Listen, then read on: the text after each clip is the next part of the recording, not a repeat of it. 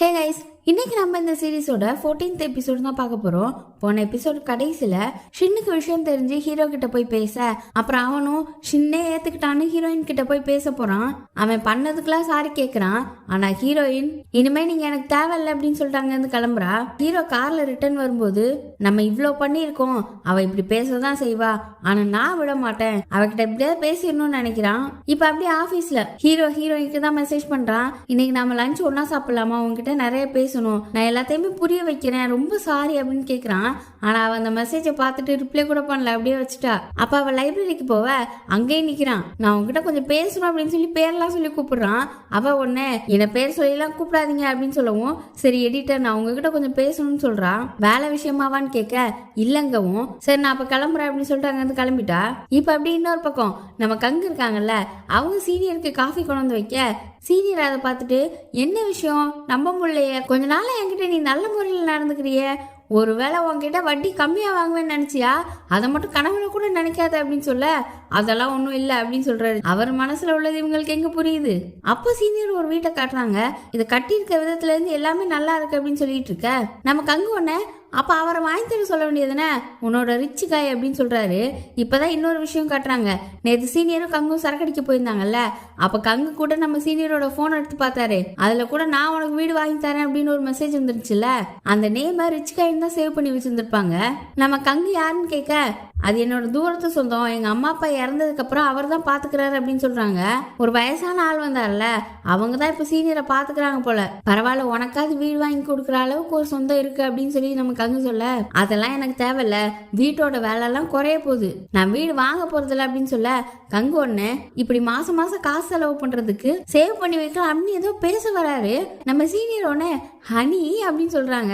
அதாவது நம்ம ஊர்ல எல்லாம் ஏங்க வாங்க அத்தா அந்த மாதிரி சொல்லுவாங்கல்ல, அவங்க ஊர்ல ஹஸ்பண்டா ஹனின்னு தான் கூப்பிடுறாங்க. அப்படி கங்குக்கு ஷாக் ஆயிடுச்சு. பின்ன என் புருஷன் மாதிரி என்ன நிறுத்திட்டே இருக்க அப்படின்னு சொல்லிட்டு அங்க இருந்து கிளம்பிட்டாங்க. கங்குக்கெல்லாம் கிட்டத்தட்ட ஹார்ட் வெடிச்சிரும் போல. இவன் நம்ம ஹார்ட்டுக்கு நல்லதே இல்ல, நம்ம நெஞ்சு வெடிக்கிறதுக்குள்ள சீக்கிரம் அவகிட்ட சொல்லிடணும் அப்படின்னு சொல்லி நினைச்சிட்டு இருக்காரு. இப்ப அப்படியே நம்ம சீஃபும் ஹீரோயின் காஃபி குடிச்சிட்டு இருக்காங்க.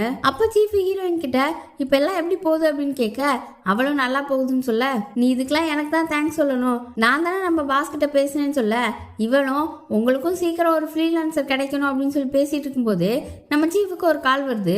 அவர் பையனுக்கு உடம்பு சரியில்லாம போயிடுச்சான், ஹாஸ்பிட்டல்ல சேர்த்துட்டாங்க போல. இன்னைக்கு பாஸ் கூட நான் போய் பண்ண வேண்டிய வேலையை நீ பாத்துக்கோமா அப்படின்னு சொல்லிட்டு அவர் அங்க இருந்து கிளம்புறாரு. இப்ப அப்படி நம்ம ஹீரோவும் ஹீரோயின் தான் கார்ல போயிட்டு இருக்காங்க. ஏதோ ஒரு வீட்டு ஓனரை இன்டர்வியூ எடுக்கிறதுக்கு தான். ஹீரோ அப்படியே பேச்ச ஆரம்பிக்கிறான். நம்ம சீஃபோட பையனுக்கு உடம்பு சரியில்லை, நல்லா ஆயிரணும், நீ இப்ப இங்க இருக்கிறதுனால நான் உங்ககிட்ட ஒரு விஷயம் சொல்றேன் அப்படின்னு சொல்லிட்டு இருக்க, அவ ஏதாவது வேலை விஷயமா அப்படின்னு கேட்குறா. இல்லைன்னு சொல்லவும், வேலை விஷயத்த தவிர வேற எதுவும் பேச வேணாம் அப்படின்னு சொல்லிடுறா. அப்போ நம்ம சீஃப் கால் பண்றாரு. கால் பண்ணி அவரோட பையன் நல்லா இருக்கான்னு சொல்லிட்டு, காசு சம்பாதிச்சு என்ன பிரயோஜனம், வாழ்க்கையில சந்தோஷம் இல்லைன்னு நீங்க சொல்லிட்டு இருந்தீங்க, அதை நினைச்சா எனக்கு கஷ்டமா இருக்கு அப்படின்ற மாதிரி பேச, நம்ம ஹீரோன்னு சரி சரி நீங்க பையனை பாத்துக்கோங்க அப்படின்னு சொல்லிட்டு வச்சுட்டான். அப்புறம் அவகிட்ட இப்படிதான் நான் இருக்கேன், உன்னை பிரேக்கப் பண்ணதுக்கு அப்புறம் அப்படின்னு சொல்ல வரான். ஆனா ஹீரோயின் ஏதாவது வேலை விஷயமா இருந்தா தானே பேசணும்னு சொல்லிக்கிட்டு இருந்தேன், தேவையில்லாம எதுவும் பேசாதீங்கன்னு சொல்லிட்டா. அவ ரொம்ப கேஷுவலா இருக்கா. இப்ப அப்படி நம்ம சீனியர் கங்கு அப்புறம் 2 அசிஸ்டன்ட் பொண்ணுங்க 4 பேரும் காலையில ஏதோ ரெஸ்டாரண்ட் போய் சாப்பிட்டுட்டு வெளியில வந்துட்டு இருக்காங்க. கங்கு ஏதோ காரமா வாங்கி கொடுத்துருப்பாரு போல. சீனியர் எனக்கு காரமா இருக்கு அப்படின்னு சொல்லிட்டு இருக்க, உங்களுக்கு பிடிச்சிருக்கு தானே வாங்கி கொடுத்தேன் அப்படின்னு பேசிட்டு, அப்புறம் அந்த அசிஸ்டன்ட் பொண்ணுங்க 2 பேர்கிட்டையும் உங்களுக்கு ஏதாவது வேலை இருந்தா நீங்க போய் பாருங்கன்னு சொல்ல, இல்ல எங்களுக்கு அவ்வளவு அவசரமான வேலை எல்லாம் இல்ல, டைம் இருக்கு அப்படின்னு சொல்ல, அப்படிலாம் சொல்லக்கூடாது போங்க போங்க அப்படின்னு அவங்க 2 பேரையும் கங்கு அனுப்பி வைக்கிறாரு. இவங்க 2 பேரும் டைம் ஸ்பெண்ட் பண்றதுக்கு. அப்புறம் சீனியர் கிட்ட நம்ம காஃபி குடிக்க போலாமா அப்படின்னு கேக்குறாரு. அவங்க ஒண்ணு இல்ல இல்ல எனக்கு ரொம்ப டயர்டா இருக்கு, தூக்கம் வர மாதிரி கூட இருக்கு அப்படின்னு சொல்றாங்க. சரின்னு பேசிட்டே இருக்கல, அப்போ ஒரு கார் வருது. நம்ம கங்கோட ஃப்ரெண்டு தான். அவன் சீனியரை பாக்குற பார்வையே சரியில்லை. அப்படி நம்ம சீனியர் கூட இன்ட்ரடியூஸ் ஆக சீனியர் அவங்களோட விசிட்டிங் கார்டு கொடுக்குறாங்க. அந்த ஆள் அவரோட விசிட்டிங் கார்டு கொடுத்துட்டு அப்படியே அங்கிருந்து கிளம்புறாரு. இப்போ நம்ம சீனியர் இருந்துட்டு நம்ம காஃபி குடிக்க போலாம், எனக்கு இப்போ டயர்டாலாம் இல்லை அப்படின்னு சொல்லிட்டு காஃபி குடிக்க கூட்டு போறாங்க. நமக்கு அங்க அவர் ஏதோ சொல்லணும்னு சொல்றாரு. ஆனா சீனியர் நான் ஃபர்ஸ்ட் சொல்றேன், எனக்கு ஒன்று சொல்லணும் அப்படின்னு சொல்லிட்டு இப்போ வந்தால அவன் கூட என்ன டேட்டுக்கு செட் பண்ணி விடு அப்படின்னு கேட்குறாங்க. கங்குக்கெல்லாம் ஷாக்கா இருக்கு. அவன்லாம் நல்லவெல்லாம் கிடையாது, உங்களுக்கு செட் ஆக மாட்டான் அப்படின்னு சொன்னா, இல்ல இல்ல அவன் தான் கரெக்டா செட் ஆவான், அவனோட கார்டு என்கிட்ட இருக்கு, நான் போய் பேசலாம், ஆனா அது கொஞ்சம் நல்லா இருக்காது, அதனாலதான் உங்ககிட்ட சொல்றேன் அப்படின்னு சொல்றாங்க. ஆனா கங்கு அவனுக்குலாம் பேரழிகைகளை தான் பிடிக்கும் அப்படின்னு சொல்ல, நம்ம சீனியர் ஒண்ணு நேத்து தான் என்ன பார்த்து குயின்னு சொன்ன அப்படின்னு சொல்ல, குயின் தானே சொன்னேன், நீ என்ன பேரழிக்கியான்னு சொல்ல சீனியர் அங்க வந்து கோச்சிட்டு போயிட்டாங்க. இவகிட்ட போய் சொல்லணும்னு நினைச்சேன் பாருன்னு அவர் டென்ஷன் ஆக இப்ப அப்படியே நம்ம ஹீரோயினை காட்டுறாங்க. அவங்க ஒரு வீட்டுக்கு வந்திருக்காங்க. இந்த வீடு எப்படின்னா ஒரு கியூபா கட்டி வச்சிருக்காங்க. ஃபுல்லா அட்டாச்சா இல்லாம தனித்தனி கியூபா இருக்கு. எல்லாமே ஹைடெக்கா இருக்கு. சுத்தி சுத்தி கண்ணாடி தான் அதிகமா இருக்கு. இதை வாங்கின அந்த ஆள் வந்து இவரோட கேர்ள் ஃப்ரெண்டுக்காக தான் வாங்கினாராம். இவர் ஏதோ ஒரு சின்ன தப்பு பண்ணிட்டாராம். அதனால கிட்டத்தட்ட பிரேக்கப் பண்ற நிலைமைக்கு ஆயிடுச்சான். அதான் இந்த வீட்டை வாங்கி கொடுத்து அப்படி மன்னிப்பு கேட்கலாம்னு நினைச்சாராம். அவ இல்லாமலாம் என்னால வாழவே முடியாது அப்படின்னு சொல்ல ஹீரோ ஒண்ணு எனக்கு உங்க நிலைமை புரியுது அப்படின்னு சொல்ல நம்ம ஹீரோயின் அப்படியே பாக்குறா. பாத்துட்டு அந்த வீட்டு ஓனர் கிட்ட எனக்கு தண்ணி கிடைக்குமான்னு அவர் அனுப்பி வச்சுட்டு ஹீரோ கிட்ட என்ன பண்ணிட்டு இருக்கீங்க, தேவையில்லாத பேச்செல்லாம் பேசாதீங்க, காசு சம்பாதிக்கிறதுக்கான வழியை மட்டும் பாருங்க, தேவையில்லாத பர்சனல் விஷயத்தை பத்தி எல்லாம் கேட்காதீங்க, நீங்க ஒன்னும் இன்டர்வியூ பண்ண வேணா, நானே இனிமே கொஸ்டின் கேட்டுக்கிறேன் அப்படின்னு சொல்றா. இதே மாதிரி தானே ஹீரோ கிட்ட சொல்லியிருப்பான். அவனும் பாவம் போல மூஞ்ச வச்சுக்கிட்டு சரின்னு சொல்றான். இப்ப அப்படியே ஆபீஸ்ல நம்ம சீனியருக்கு பயங்கரமா வயிறு வலிக்குதுன்னு சொல்றாங்க. காலையில ஏதோ காரமா சாப்பிட்டாங்கல்ல, அதனாலதான் வயிறு பிரச்சனை ஆயிடுச்சு அப்படின்னு சொல்லிட்டு நம்ம கங்கு வேற அச்சோ நான் அங்க கூட்டிட்டு போயிருக்க கூடாது, நம்ம ஹாஸ்பிட்டல் போகணுமா அப்படிலாம் கேட்க அதெல்லாம் ஒண்ணும் இல்லைன்னு சீனியர் சொல்றாங்க. அவங்களுக்கு இன்னைக்கு ஏதோ ஒரு முக்கியமான வேலை இருக்கான், இந்த இன்டீரியர் ஷூட்லாம் பண்ணுவாங்கல்ல அந்த வேலை, அதுக்கு என்ன பண்ண போறோம் அப்படின்னு சொல்லி புலம்பிட்டு இருக்காங்க. அப்ப கங்கும் அதை நான் பாத்துக்கிறேன் அப்படின்னு சொல்லிட்டு இப்ப அப்படி சீனியருக்கு மருந்து எடுத்துட்டு இருக்காரு. அப்போ ஒரு மெசேஜ் வருது. காலையில ஒருத்தனை பார்த்தாருல அவன் தான், அவன் சீனியருக்கு என்ன சாப்பாடுலாம் பிடிக்கும், நாங்க மீட் பண்ண போறோம் அப்படின்னு சொல்லி மெசேஜ் பண்ணியிருக்கான். நம்ம சீனியர் நல்லா நடிச்சிருக்காங்க போல. அப்புறம் அப்படியே திரும்ப சீனியர் இப்ப வயிறு வலியோட உள்ள வர இந்த மாத்திரையை சாப்பிடு அப்படின்னு சொல்லி கையில மாத்திரையை கொடுத்துட்டு இந்த தண்ணியை புடி அப்படின்னு கப்ப குடுக்க போகும்போது டக்குன்னு ஊத்த போயிட்டாரு. இவங்க பயந்துட்டாங்க. பார்த்தா தண்ணியெல்லாம் இல்ல, என் இடத்துல வேற ஒருத்த மட்டும் இருந்தா இப்ப மூஞ்சில தண்ணி ஊத்திருப்பான். என்ன நடிச்சிட்டு இருக்க அப்படின்னு சொல்ல எனக்கு நிஜமாவே வயிறு வலிக்குது ஆன்றாங்க. உன்னை கங்கும் ஆன்னு திரும்ப கலாய்ச்சிட்டு எனக்கு எல்லாம் தெரியும் அப்படின்னு சொல்லி போனை காட்டுறாரு. எதுக்கு இப்படிலாம் பண்ற, நான் உன் குயின் இல்லையா அப்படின்னு சொல்ல குயினா அந்த டைட்டில்லாம் உனக்கு இனிமே கிடையாது அப்படின்னு சொல்லிட்டு இருக்க. சீனியருக்கு ஒரு கால் வருது. அவங்களுக்கு ஒரு ஷூட் இருந்துச்சுல, அது போஸ்ட்போன் ஆயிடுச்சான். பாத்தியா, அந்த கடவுளே எனக்கு ஹெல்ப் பண்றாரு, நான் நிஜமாவே குயின் தான் அப்படின்னு சொல்லிட்டு அங்க இருந்து சந்தோஷமா போறாங்க. கங்குக்கெல்லாம் கடுப்பா இருக்கு. பாத்ரூம்ல போய் நின்றுட்டு அந்த ஆள்கிட்ட சீனியரை மீட் பண்ணாத, எனக்கு அவளை பிடிச்சிருக்கா அப்படின்னு சொல்லி மெசேஜ் பண்ணலாம்னு நினைக்கிறாரு. ஆனா அப்பெல்லாம் பண்ணக்கூடாது அப்படின்னு சொல்லிட்டு விட்டுட்டாரு. அவளுக்கே என்ன பிடிக்கல, நம்ம ஏன் தொந்தரவு பண்ணணும் அப்படின்னு. இப்ப அப்படி ஹீரோயின் வீட்டுக்கு வந்துட்டாங்க. அவளுக்கு 7th ஃப்ளோர் தானே, லிப்ட் முன்னாடி நின்றுட்டு இருக்கா. லிப்ட் கீழே வந்துட்டு இருக்கு. அந்த லிப்ட் கீழே வர்றதுக்குள்ள எல்லாத்தையும் சொல்லிடணும், எல்லாம் போயிருவான்னு வேகமா தயவு செஞ்சு நான் பேசுறத கேளு, இனிமே இந்த மாதிரி பண்ணவே பண்ண மாட்டேன், என்னை மன்னிச்சிடு, எனக்கு இன்னொரு சான்ஸ் கொடு, நான் சொல்றத கேளு அப்படின்னு பேசிட்டு இருக்கிறதுக்குள்ளே லிப்ட் கீழே வந்துருச்சு. ஹீரோயின் உள்ள ஏறிட்டு நமக்குள்ள எல்லாம் முடிஞ்சு போச்சு அப்படின்னு சொல்லிட்டு அங்க இருந்து கிளம்பிட்டா. ஹீரோக்கெல்லாம் வருத்தமா இருக்கு. இப்ப அப்படி ஷின்னோட ஸ்டுடியோல சின்ன அசிஸ்டன்ட் ஃப்ரெண்டும் இருக்காங்க. அப்ப அந்த அசிஸ்டன்ட் ஃப்ரெண்ட் இருந்துட்டு பாவம் நம்ம பாஸ், நம்ம எடிட்டர் அவங்க கிட்ட பேசவே மாட்டாங்களாம், ரொம்ப கஷ்டத்துல இருக்காரு அப்படி இப்படின்னு பேச நம்ம ஷின் ஒண்ணு இதுக்கெல்லாம் யாரு காரணம் அப்படின்னு ஒரு மாதிரி பாக்க, என்ன இப்படி பாக்குற, நானா ஒண்ணும் இல்லையே அப்படின்னு சொல்ல, நீ மட்டும் அது சொல்லாம இருந்தா இதெல்லாம் நடந்திருக்காது, நான் தான் உங்ககிட்ட சொல்லக்கூடாதுன்னு சொல்லியிருந்தேன்ல அப்படின்னு சொல்லி சொல்றான். அப்புறம் அப்படி ஹீரோயினையும் ஷின் மீட் பண்ணி திடீர்னு உன்னை கூப்பிட்டதுக்கு சாரி அப்படின்னு சொல்லிட்டு நான் சொல்ல வந்தது கேளு, நான் ரொம்ப ஷெல்ஃபிஷா இருந்துட்டேன், நீ அண்ணனால கஷ்டத்துல இருக்கும்போது நான் அந்த விஷயத்த உங்ககிட்ட சொல்லியிருக்க கூடாது, ரொம்ப சாரின்னு சொல்லிட்டு நம்ம ஹீரோவை பத்தி தான் பேச வரான், என் அண்ணன் அப்படின்னு சொல்லி. ஆனா அவ கேட்க மாட்டேன்றா. அப்புறம் எல்லாத்தையுமே சொல்லிடுறான், எனக்காகத்தான் அண்ணன் இப்படிலாம் பண்ணான், அண்ணனும் ரொம்ப கஷ்டத்துல தான் இருக்கான் அப்படின்னு. ஆனா அவ என்னை கைவிட்டவன் இனிமே எனக்கு வேண்டவே வேண்டாம் அப்படின்னு சொல்லிடுறா. இப்ப அப்படி நைட்டு வீட்டுல படுத்துட்டா. அப்பதான் ஒரு விஷயத்த யோசிச்சு பாக்குறா. அவங்க அம்மா வீட்டுக்கு போயிருப்பாள்ல, அப்ப அவங்க அம்மா ஒரு விஷயத்த சொல்லியிருப்பாங்க, நீ ஒரு நல்ல பையனாதான் உன் வாழ்க்கை துணையா பார்க்கணும், என்ன காரணத்தை கொண்டும் உன்னை கைவிட்டக்கூடாது, அப்படி ஒரு ஆளை தான் செலக்ட் பண்ணணும், என்ன மாதிரி நிலைமை உனக்கு வந்துடக்கூடாதுன்னு சொல்லியிருப்பாங்க. ஏன்னா இவ அப்பா தான் விட்டுட்டு போயிட்டார்ல, அதனால இப்ப அப்படியே அடுத்த நாள் காலையில ஆபீஸ்ல நம்ம சீஃப் ஒரு ஃப்ரீலான்சரை கூட்டிட்டு வந்துட்டாரு. நம்ம ஹீரோ கூட சேர்ந்து ப்ரோமோ ஆர்டிகல் எல்லாம் பண்ணுவாங்கல்ல, அதுக்காக இவன் ரொம்ப திறமையானவன் அப்படி இப்படின்னு சொல்ல ஹீரோ அதெல்லாம் பாக்குற வேலையை வச்சு நானே முடிவு பண்ணிக்கிறேன் அப்படின்னு சொல்லிடுறான். இப்ப அப்படி மதியானம் ஆயிடுச்சு. நம்ம அசிஸ்டன்ட் பொண்ணு 2 பேரு, சீஃப், கங்கு, அப்புறம் ஹீரோயின் 5 பேர் உட்காந்து சாப்பிட்டுட்டு இருக்காங்க. அப்போ பார்த்தா இன்னொரு டேபிள்ல அந்த புதுசா அந்த பையன் சாப்பிட்டுட்டு இருந்திருக்கான். அவனை சாப்பிட கூப்பிட்டு இருந்திருப்பாங்க போல, எனக்கு வேற ஒரு வேலை இருக்கு அப்படின்னு சொல்லி இருந்திருக்கான். இப்ப அவன் அங்க இருக்கத பார்த்தோன்னே சீஃப் கேட்க, அவன் சாப்பிடும்போது ஸ்டாக் மார்க்கெட்டை பத்தி பார்த்துட்டே இருப்பானா, அந்த கவனம் சதையிடக்கூடாது அப்படின்னு தான் மற்றவங்க கூட சாப்பிடாம இருந்திருக்கான். இதுல வேற இவன் இன்வெஸ்ட் பண்ணானா, ஒரே நாள் நைட்ல 3 மடங்கு ஆயிடுச்சான். ஸ்டாக் மார்க்கெட் ஒரு லாட்டரி மாதிரி, அதுல நம்ம இன்வெஸ்ட் பண்ணா நமக்கு அப்படி கிடைக்கும் இப்படி கிடைக்கும்னு பேசிட்டு இருக்க நம்ம சீஃப், எனக்கும் ஒரு இன்வெஸ்டர் தெரியும் அப்படின்னு சொல்றாரு. நமக்கு அங்கதான் அவர் தான் கிரிப்டோல இன்வெஸ்ட் பண்ணி நிறைய இழந்துட்டாரு. அப்புறம் அந்த பையன் இருந்துட்டு, நாம தூங்கும் போது நமக்கு காசு வரணும், அப்படி ஒரு வழியை நம்ம தேடி வைக்கல அப்படின்னா சாகிற வரைக்கும் வேலை பார்க்கணும் அப்படின்னு வாரன் பஃபெட் சொன்னாராம். அவர் தான் எனக்கு ரோல் மாடல், நான் அவர் அண்ணன் தான் கூப்பிடுவேன், அவர் தான் ஸ்டாக் இன்வெஸ்டர்ல நம்பர் 1 அப்படின்னு சொல்லி பேசிட்டு இருக்கான். இப்ப அப்படியே அங்க கட் பண்ணி நம்ம ஹீரோ கட்டுறாங்க. அவன் ஆபீஸ்ல இருந்து வெளியில வர நம்ம ஹீரோயினோட அம்மா அங்க ஆபீஸ்க்கு வெளியில நிக்கிறாங்க.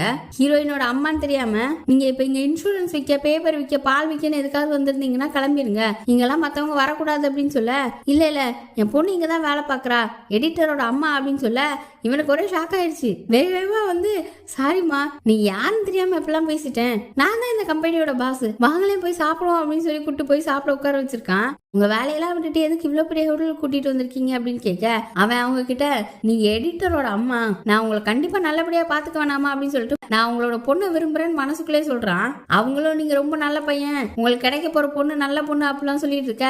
இவனும் மனசுக்குள்ளே இது அப்படியே உங்க பொண்ணு கிட்ட சொல்லுங்க, அவளே என்ன புரிஞ்சுக்கணும் அப்படிலாம் சொல்லிட்டு இருக்க. அப்போன்னு ஹீரோயின் கால் பண்றா. இவங்க சாப்பிட்டுட்டு இருக்கத சொல்ல அவன் அப்படியே ஆர்வத்துல மூஞ்ச ஒரு மாதிரி வச்சுக்கிட்டு, சொல்லுங்க உங்க பாஸ் என்ன நல்லா கவனிச்சுக்கிறான்னு சொல்லுங்க அப்படின்ற மாதிரி நினைச்சிட்டு இருக்க. ஆனா அவங்க வேற ஒரு அம்மா பேரை சொல்லி அவங்க கூட சாப்பிட்டுட்டு இருக்கதா சொல்றாங்க. ஹீரோக்கெல்லாம் ஒரே ஷாக் ஆயிடுச்சு. அப்புறம் காலை கட் பண்ணதுக்கு அப்புறம் அவளுக்கு இந்த மாதிரி விஷயம் எல்லாம் பிடிக்காது, அப்புறம் நான் இன்னைக்கு உங்களை பார்த்தது சொல்லாதீங்க அப்படின்னு சொல்றாங்க. அவனுக்குலாம் மூஞ்சி தொங்கி போச்சு. அப்புறம் அப்படியே ஆபீஸ்ல ஹீரோயினும் இப்ப புதுசா ஒரு பையன் வந்தான்ல, அவங்களும் பேசிட்டு இருக்காங்க அந்த ஆர்டிக்கல் எழுதுறதுக்கு பத்தி தான். ஹீரோயினும் ஹீரோ ஒரு இடத்த பார்த்துட்டு வந்தாங்கல்ல, அதை இப்போ இந்த பையன் தான் எழுதணும், அதுக்கு தான் சொல்லி கொடுத்துட்டு இருக்கா. அப்ப அந்த பையன் போனுக்கு ஏதோ ஒரு ரிமைண்டர் வருது.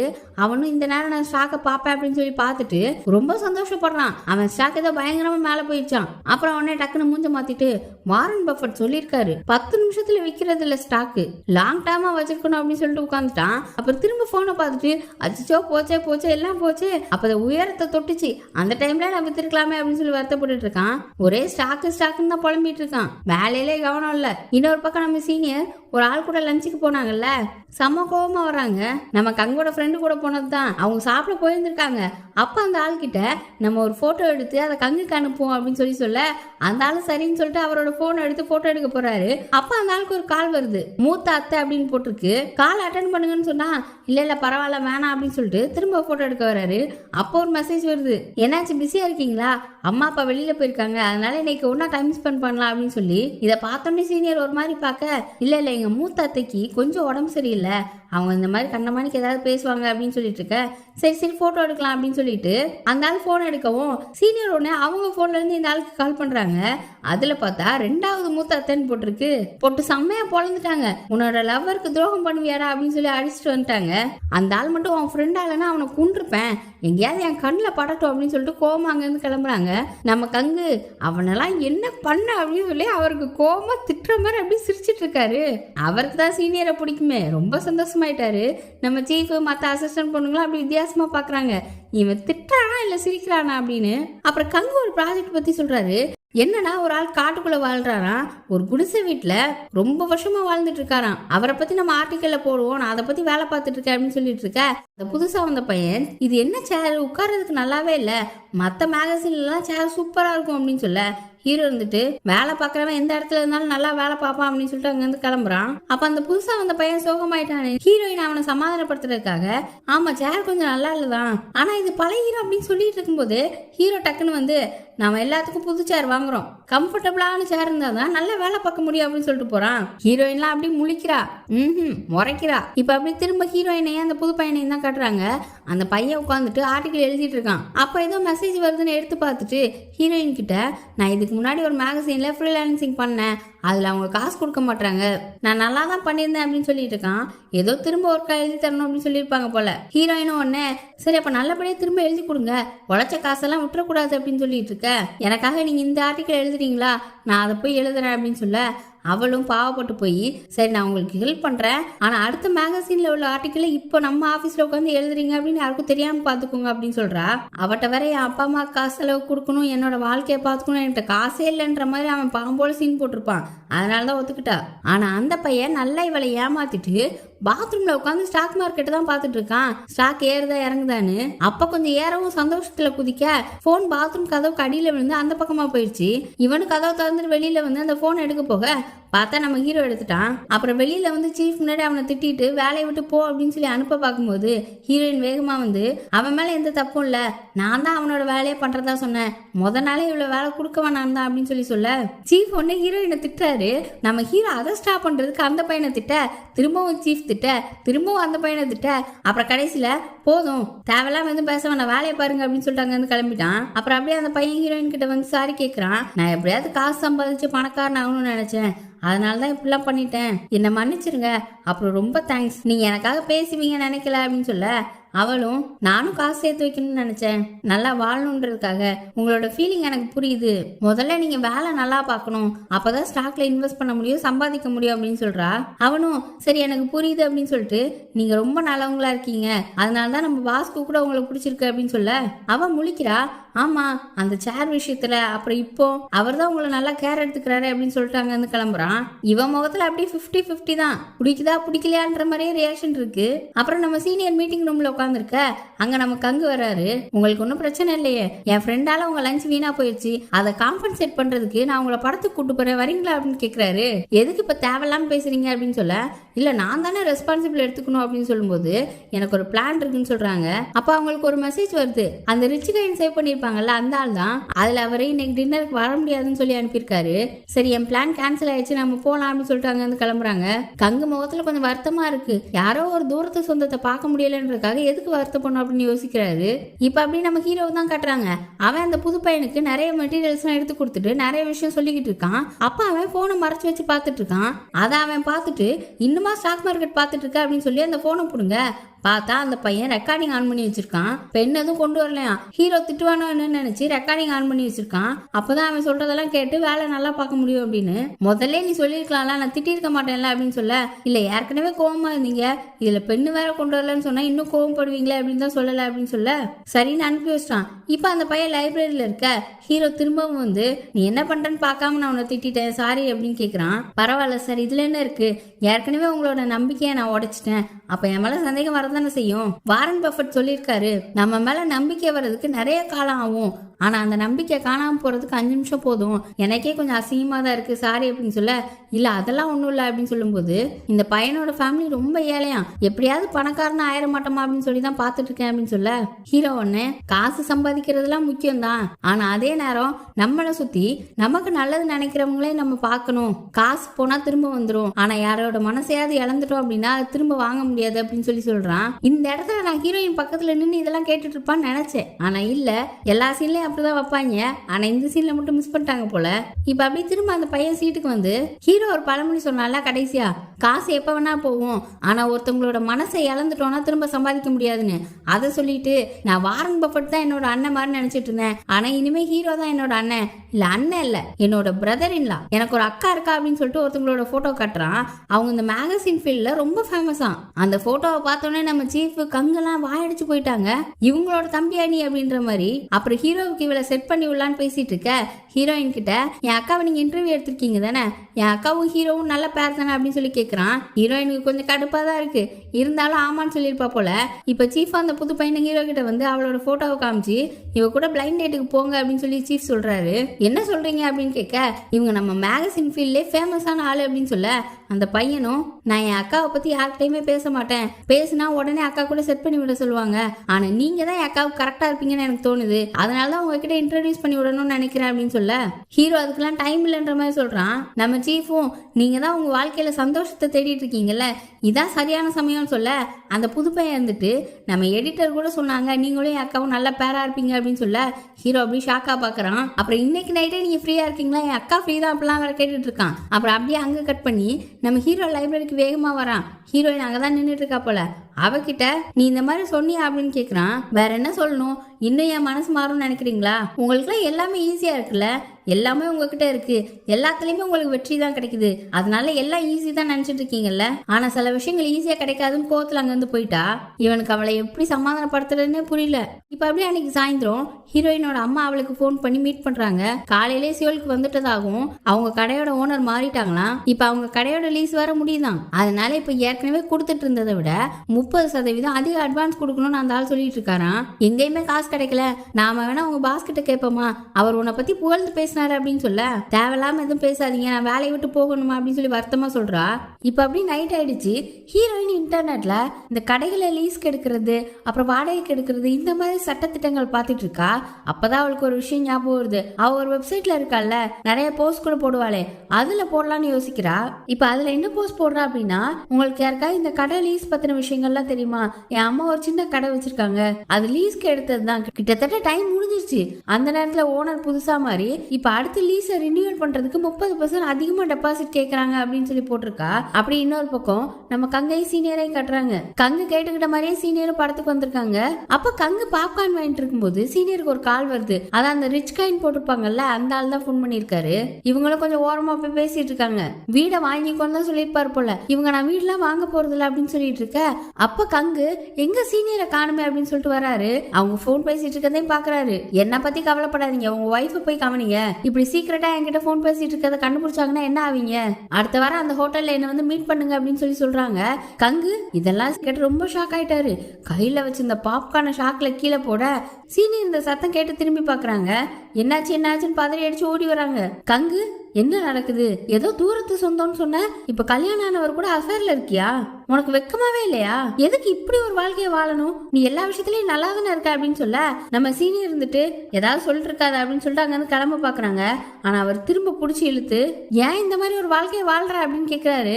அப்பதான் அவங்க சொல்றாங்க, அந்த ஆள் வேற யாரும் இல்ல, நம்ம சீனியரோட அப்பாவான். கங்கே ஷாக் ஆயிட்டாரு, நானும் ஷாக் ஆயிட்டேன். நம்ம சீனியரோட அப்பா அம்மா இறந்துட்டதா தானே சொல்லியிருப்பாங்க, ஆனா அம்மா மட்டும்தான் இறந்துருக்காங்க.